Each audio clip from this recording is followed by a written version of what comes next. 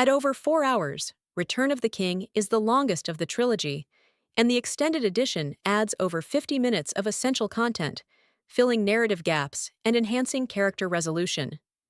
While the multiple endings can feel drawn out to casual viewers, Tolkien fans tend to find the pacing respectful, not indulgent. This version fully earns its emotional payoffs, thanks to layered closure, political nuance, and deeper character arcs, especially Aragorn, Saruman, and Faramir. The added scenes, like the Mouth of Sauron, the Houses of Healing, and the Fate of Saruman, significantly enrich the lore and storytelling.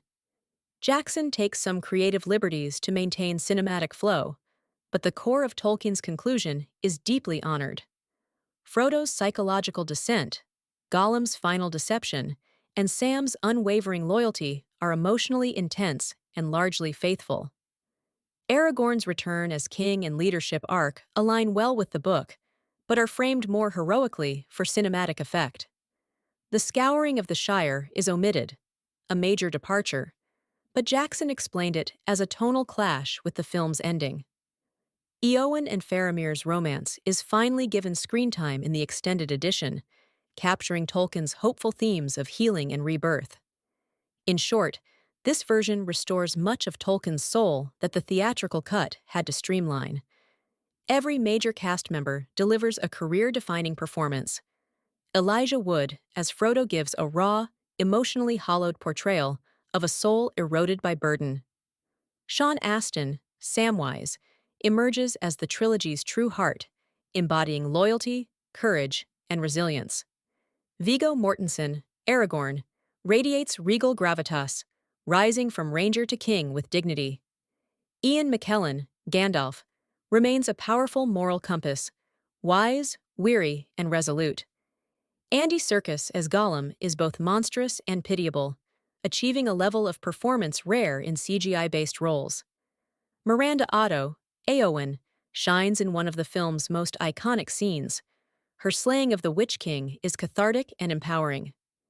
John Noble, Denethor, adds psychological depth to the story's darker political elements.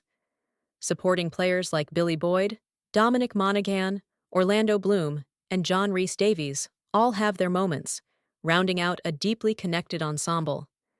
This installment reaches peak cinematic spectacle. Weta Digital pushes the envelope with the Siege of Minas Tirith, Mumakil battles, the Witch King's fell beast, and Mount Doom's destruction. The visual rendering of Shelob, the terrifying giant spider, is still spine-chilling. The city of Minas Tirith, a blend of miniatures and CGI, is an architectural and artistic triumph. The armies of the dead use eerie effects to great impact without overwhelming the grounded feel of the battles. The film remains a benchmark in fantasy filmmaking for its seamless blending of practical effects, miniatures, and CGI. The Battle of Pelennor Fields is one of the most ambitious and emotionally satisfying battles ever filmed. From the ride of the Rohirrim to Gondor's fall to Eowyn's confrontation with the Witch King, it's a visual and emotional crescendo. The stakes are personal and global, with excellent pacing and battlefield geography. Unlike many modern chaotic battles, this one is well-structured, coherent, and rich in character-driven moments. Critics and audiences were overwhelmed in the best way. The film won 11 Academy Awards, tying Ben-Hur and Titanic for the most Oscars ever. It was the first fantasy film to win Best Picture, which helped validate the genre in mainstream cinema. Casual viewers found it emotionally exhausting but rewarding, while Tolkien fans praised the extended edition for its faithfulness and closure. Intense battle scenes, frightening imagery, and emotional weight.